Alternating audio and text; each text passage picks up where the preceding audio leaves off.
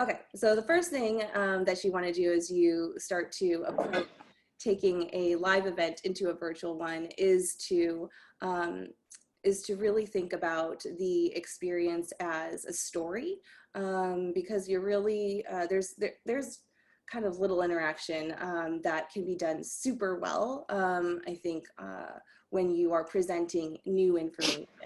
Um, so the first thing that I would suggest you do would be to write a script. And within this 3-act structure, the first structure is really all about setting up the characters, setting up the sort of like tension and the setting up the tension, sort of the sometimes it's a problem, or sometimes it's just sort of like the environment or the sort of like experience that causes the main character to possibly like have a sort of a new development or a new experience, new way of thinking about the world around them. So within that first structure, you'll be identifying, like, you know, who are the main people that are here, why are they here, what's the big you know, what's the big reason why everyone's here, and having that context and really establishing it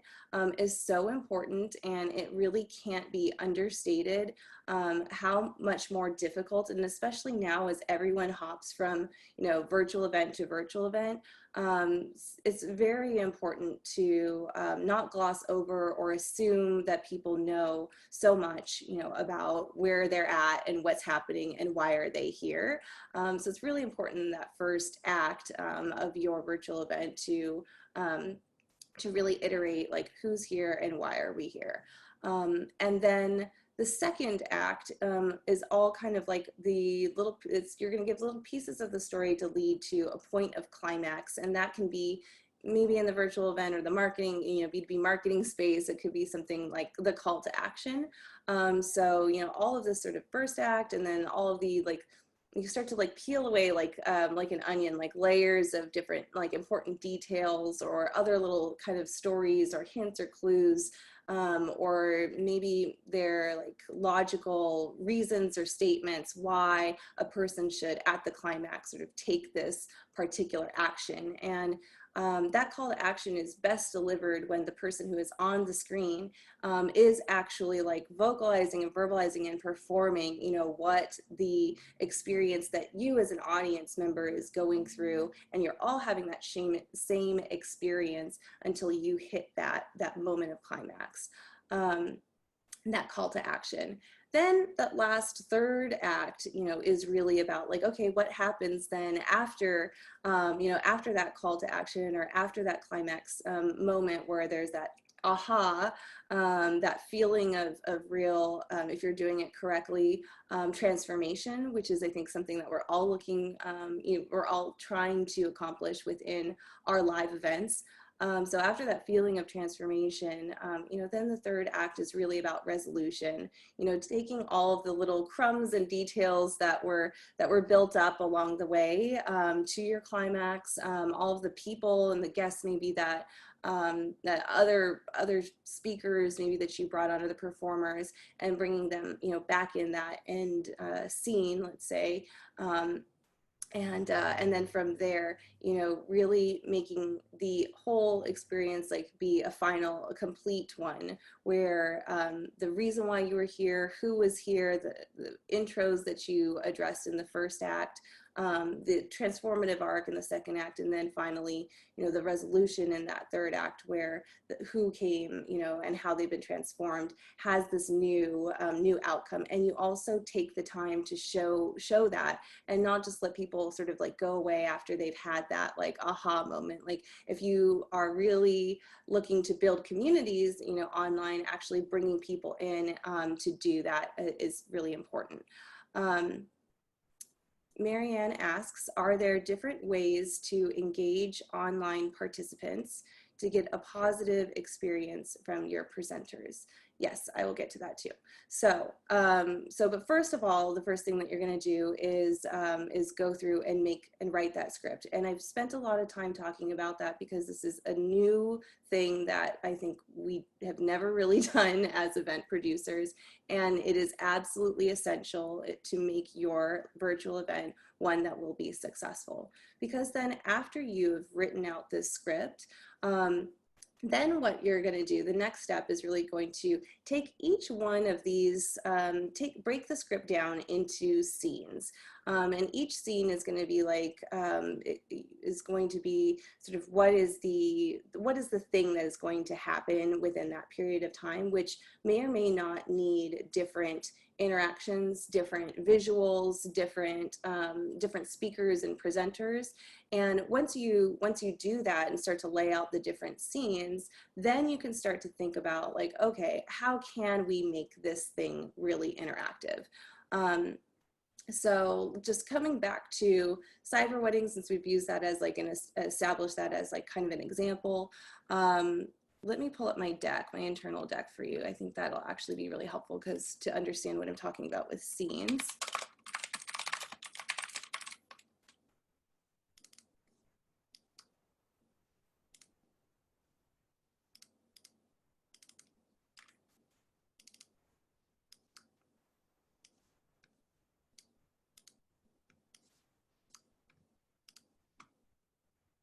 Okay, so sharing my screen again.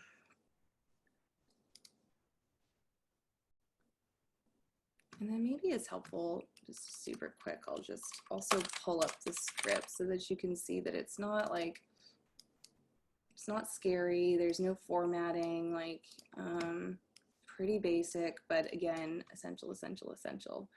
Okay, so hold on.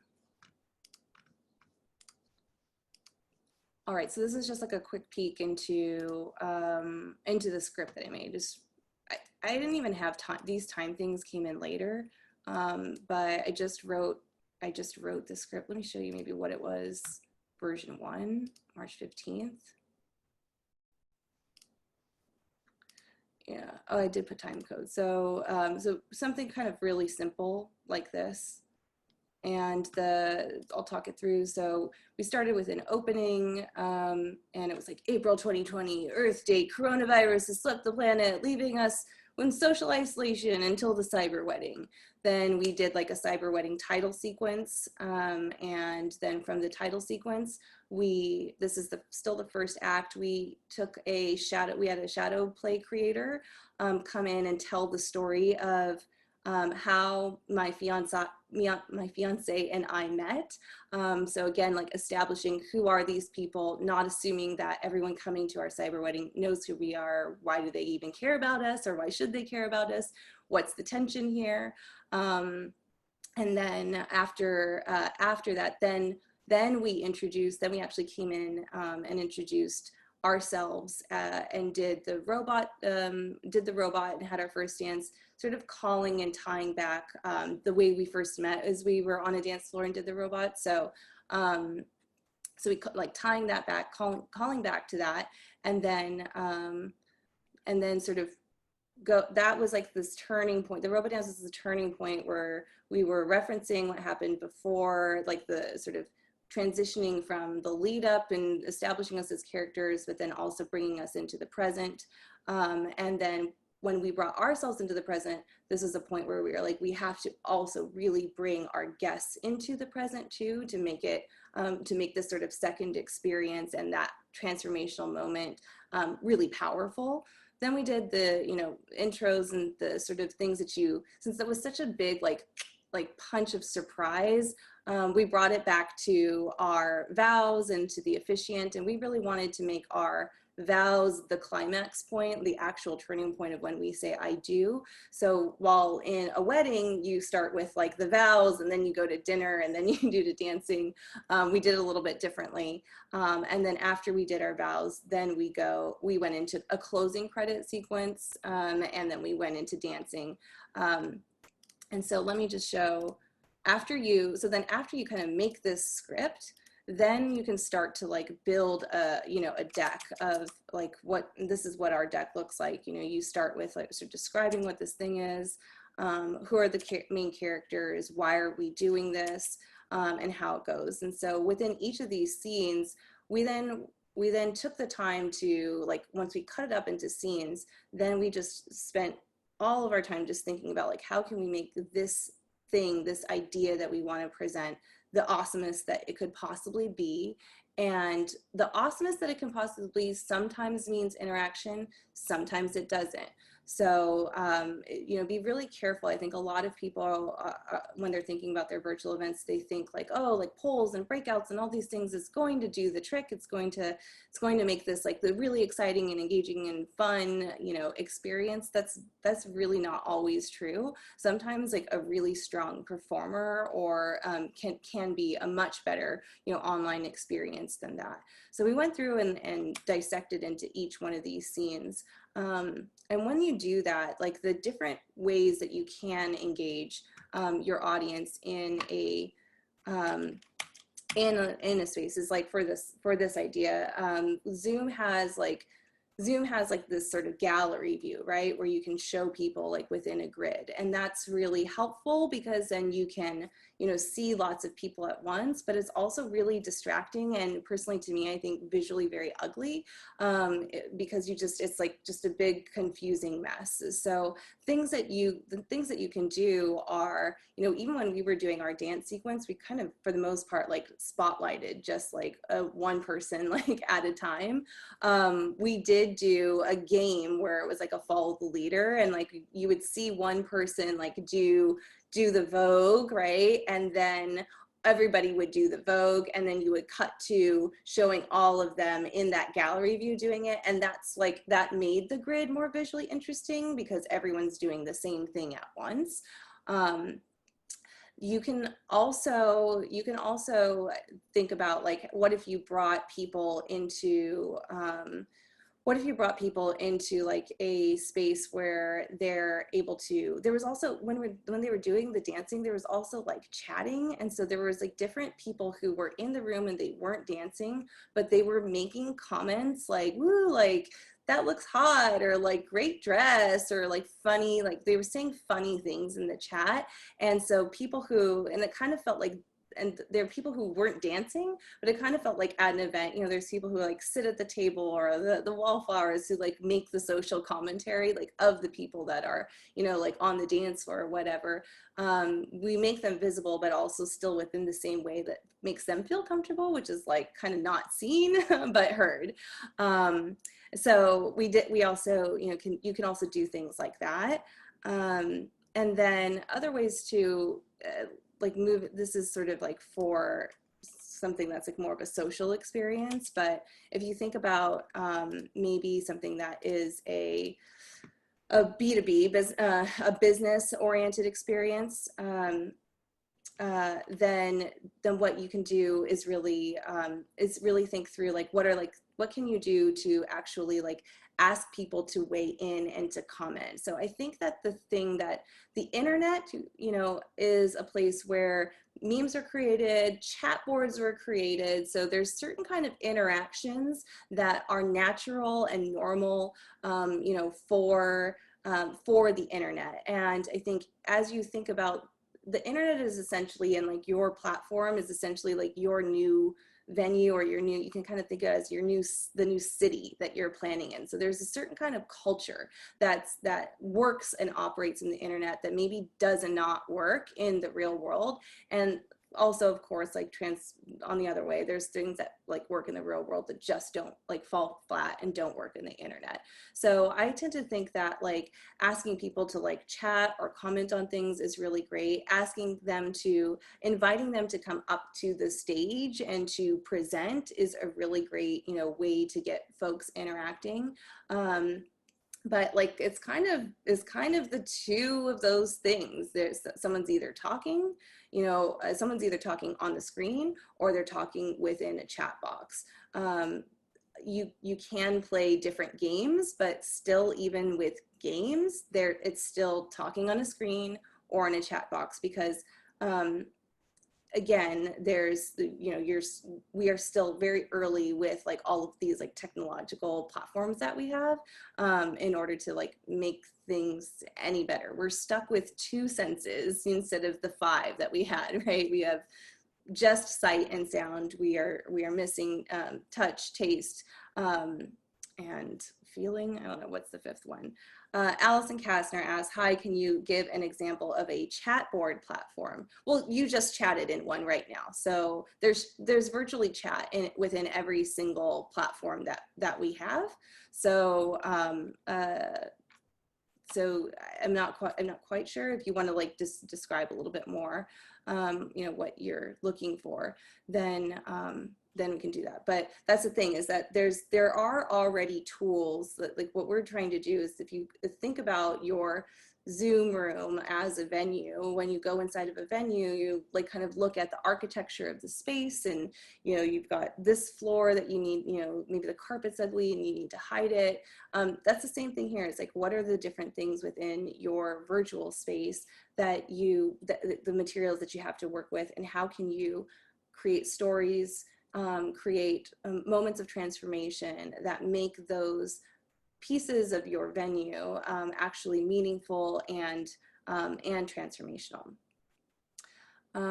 So I think that might be a good place to stop talking about sort of content, and then to move into team. I wanted to talk about sort of like how you actually get this done, and the technical things, as well as the budget, unless anyone has any particular question, on programming.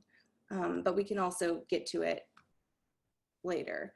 Marianne is making a comment. Many people are trying to do a multi-day conference virtual, mimic the face-to-face conference. Don't you need specific platforms to pull that off? And isn't there a different way to present the information to get people to sit in front of their screens for a long time?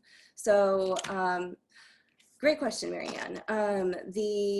We do have like quite a few people who have come to us at Happily and asked about, because my experience with TED and stuff like that, like, how do we take our event and turn it into this 2-day conference or 3-day conference and turn it into a virtual experience?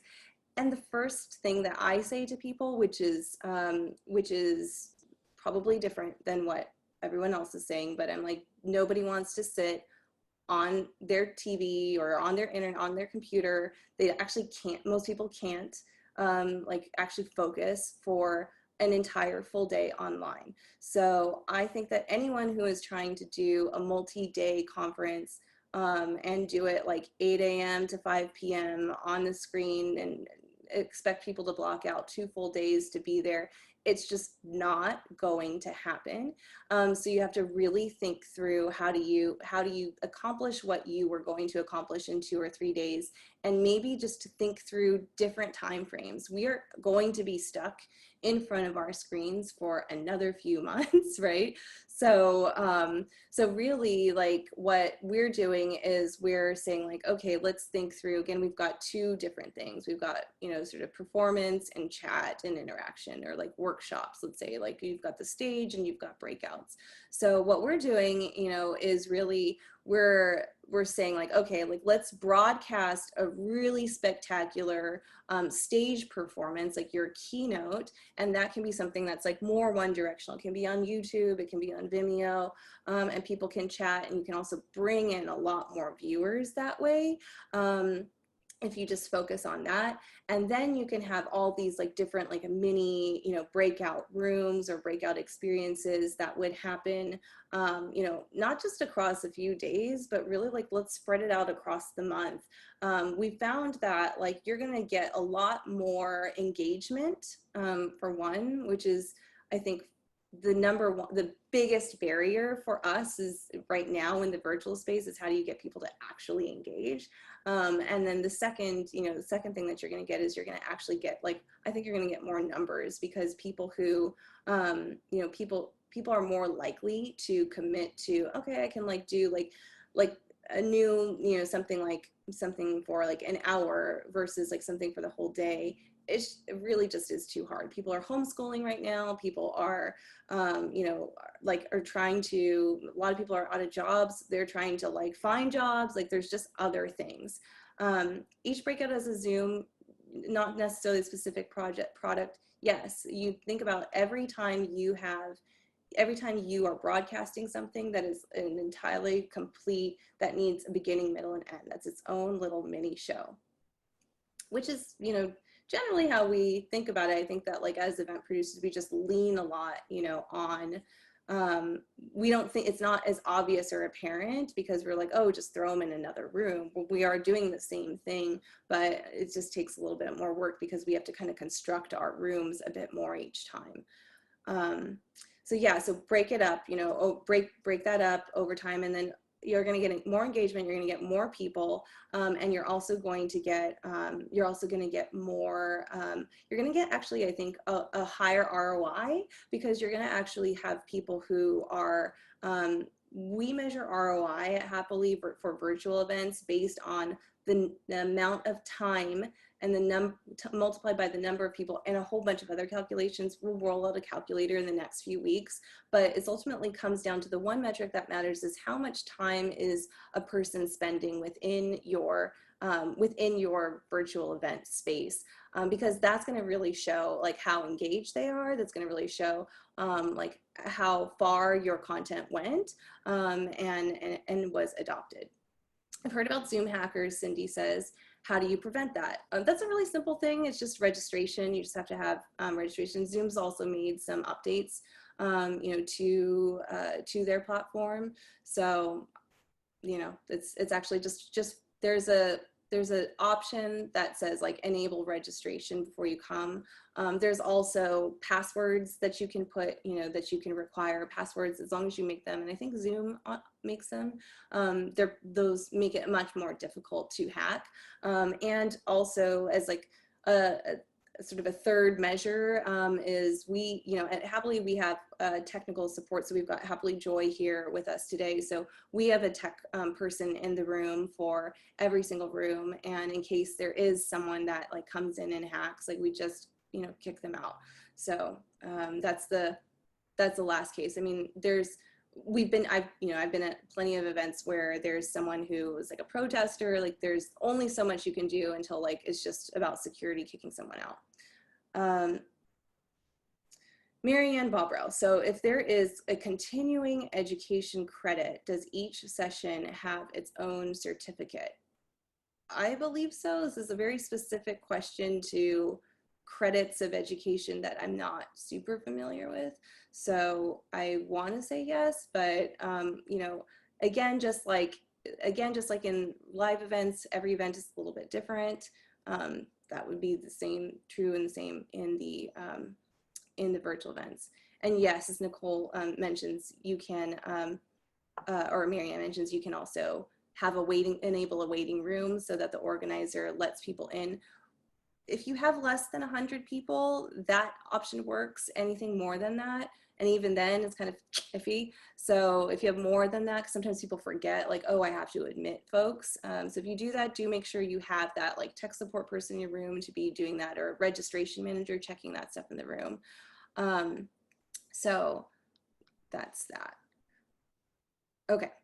All right, so I'm going to get into teams and roles now. So how do you actually build a team for this virtual event? Because it's a very, very different situation than a live event. So let me pull up another document here. I'm going to pull up right now our capabilities deck, which you can also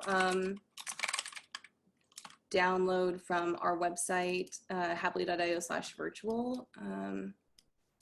And within our capabilities deck, we sat with our team of virtual event experts and then just broke down like, okay, what are the different kinds of events, what are the sizes, and depending on the size of event or complexity, turns out really, you know, of the event, you know, who are the people that we need to hire? And at what level do we need to hire them? Because at Happily, we categorize, we've got 5 different departments for freelancers or independents. We've got finance, production, technical, creative, and marketing. And then we have 4 different experience levels, which would be junior, mid-level, senior, and executive. So thank you, Joy, for that thing. Let's see here, sharing my screen. Okay, great. So you can see I sort of talk a little bit more and break down storytelling formats a little bit more inside of here. Event types and sizes.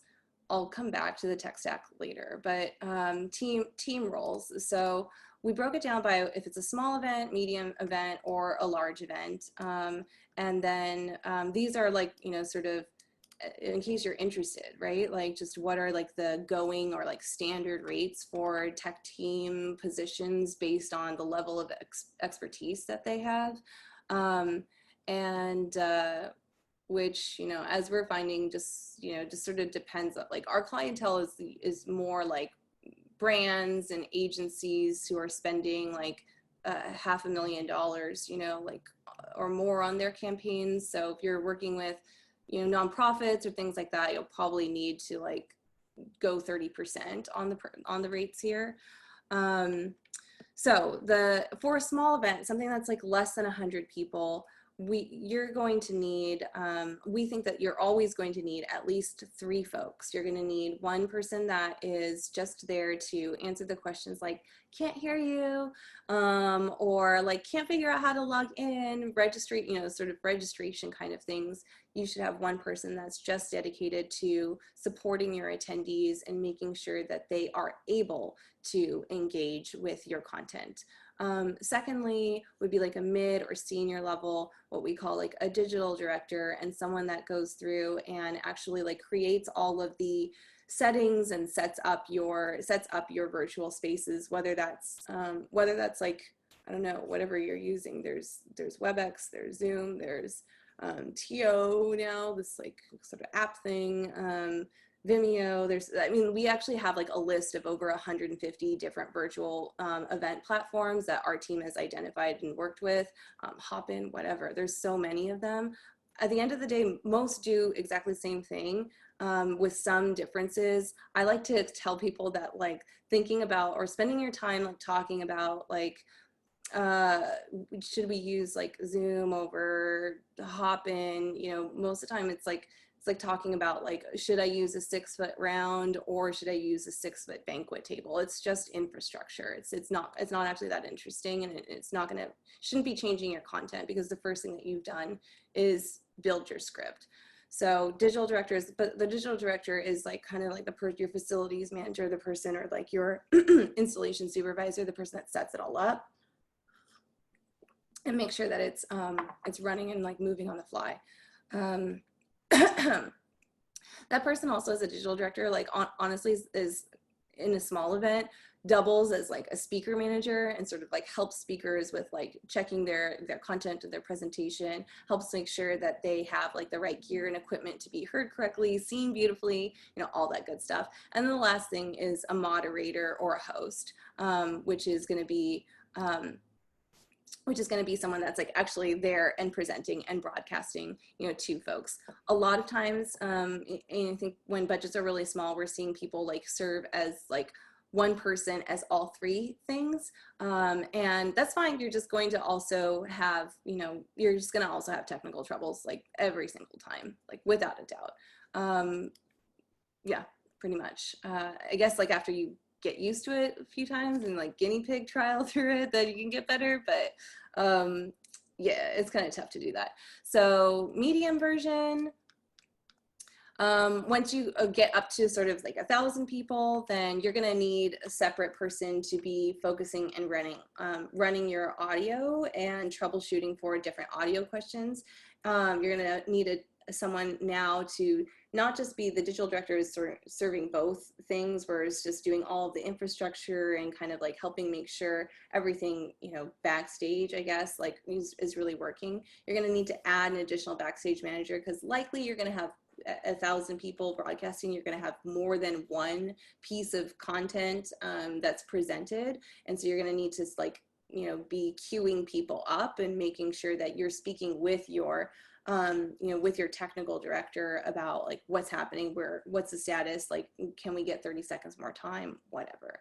A graphics operator, so that like someone can be like really troubleshooting and also just running the PowerPoints and things like that. Could be PowerPoints. It could also be just like visual graphic effects that are overlays, on top of your content. Lighting is going to be a totally separate person. There's lightings that are within the controls of the virtual room, but there's also lighting inside the actual physical environment where things are being broadcast that needs special attention.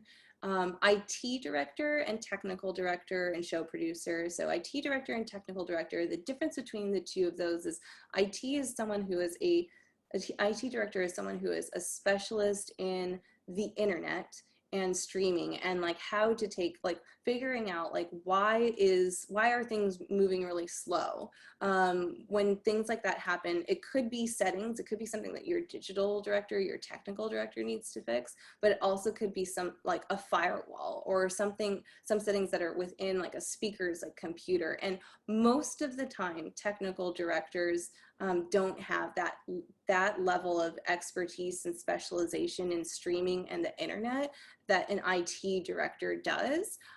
So those are two different things. I think you can think about like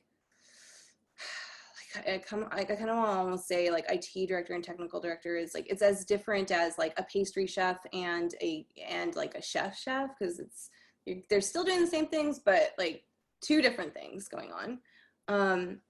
And then lastly, and then your technical director is the person that is really working with making the budget, hiring all these different technical folks, and then also making sure that that all of the little like cues and things like that are very precisely communicated to them so that they can run the show as seamlessly as possible.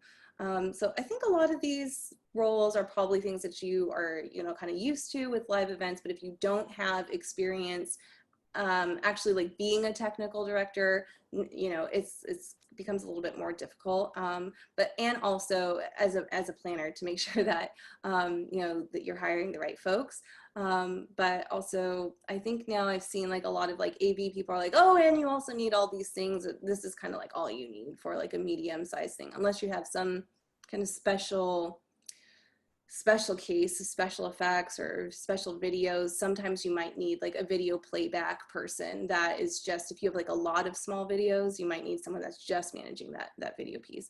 And lastly is the show producer, which is going to be like probably you, who's here on the call, the show producer who's going to be telling everybody, like how things get done, and help working with the technical director to make those hires, sign off on the budget, make that script, work with all of the content and the speakers so that script is as dynamic as it can possibly be, or as it should be within the virtual space. And then large, just starting to get like all these other things, audio assist, live captioning, teleprompter, blah, blah, blah, blah, blah, blah, blah. That becomes like a much bigger conversation, which we certainly don't, have time for today.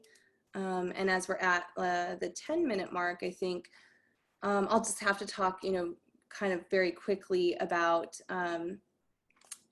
I'll talk very quickly about about budgets. So at least for us, what we found is that the cost to produce a virtual event versus the cost of producing a live event is somewhere between 25 to, on the super high end, like where you've got a client who wants everything, like who wants to be setting the standard for what is a virtual event, 40% of what a live event is. So knowing that, like, I think it's really important for everyone who here who is an event producer to like really start rethinking, like, how do you create a business model that supports, like, where there's just simply less amount of money that's like justifiable to charge a client.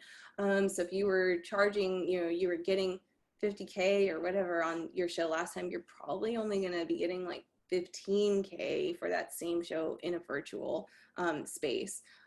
Though remember, like I said, like the best, most engaging experience is when you break out your events, not do just like some one big honking day, but break them out like over time. So that might be a way where you can sort of like increase sort of like the budget presented to the client, you know, as you kind of have justifiably, right? Like you're going to have, you know, more team or more time that's like spent to be producing all these little segments. Let's see, team budget. And Marianne says, so when Bocelli did the Easter concert without audience, there were millions of people. Sure, that was on YouTube, but there was no interaction. Unless you count comments, which I do count as interaction, you know, on the web.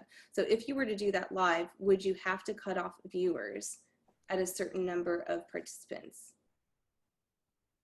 So that was live, and there wasn't a need to cut people off. So I'm not sure, Marianne, if you want to clarify that question. So when you're using YouTube, Instagram, like, and Vimeo, like any of these platforms where you're broadcasting, you know, that the beauty of that is that you aren't constrained by the borders or the confines like of a venue. You can have millions of more people. Oh, people were not talking and there was no interaction between Bocelli and correct. It's a performance. So again, I think there's performance and there's interaction, and it's best to think about separating the two and knowing that, like, certainly like Bocelli doesn't need to interact with, he really wouldn't interact with the audience if he was performing, you know, at the opera anyways. He'd take a bow, but he goes, you know, he goes away.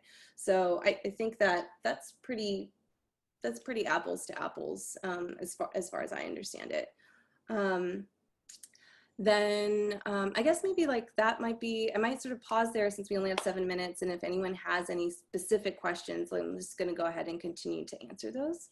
Can you elaborate on how you added the 2 cameras in the robot video to engage your audience in dancing? Okay, so the 2 videos, well, what we did was actually what you saw with that robot dance is really interesting because it's half live and half pre-recorded, mixed live, and that was actually mixed live on site. So the night before, we dressed up in our robot looking outfits, and we had choreographed this dance, and we recorded that the night before. And then the next morning, when we went live, we performed that same dance, but we had a video switcher here locally that we had one person running like this whole show, and it was our technical director, who's like a wizard, right? But like I think most people can't do that. So it's an executive level person. But we had maybe 5 screens, 5 laptops or monitors going on at once. And on 2 of those monitors was the live, or we had 3 probably that he was looking at one time. So for that particular scene. So on one monitor was the pre-recorded video of us from last night. We had 2 cameras in our house, so on set. So there's another monitor for camera 1, another monitor for camera 2, and then there's a 3rd monitor for our Zoom. So we dialed into Zoom, and then there's a 5th monitor to see the Zoom, like for the participants and who is there. So what happened was that we were going, and the video director was actually like, I looked at, as I was doing it, and like looked over at one point, like it looked like he was dancing with us. So he was like clicking between like all switching, just video switching between all these 3 feeds at once. And that's how we accomplished that particular thing. Any other questions? Okay, well, if that's it, Cindy, can you show us the video? So so I would suggest going to, just going to the website. Let's see here. cocoshoe.com. That's our wedding website, and you can watch the Vimeo thing live. It's about 30, if you sort of move past the opening sort of playlist, we did like walk-in music, then you can sort of see 30 minutes like of our ceremony. There's a lot of tricks and sort of special things that we did in there, so you'll probably find a lot of interesting ideas from that. We're at Happily, we have happily.io/learning. We have like this program with MPI, but we also have other different conversations with virtual event experts on Wednesdays. I do like a thing on Instagram Live on Tuesdays, and then we'll soon be actually rolling out like a proper, we call it like an accelerator and like a course for virtual events that dives really deep into sort of these, there's actually 6 things, sort of 6 components of a virtual event.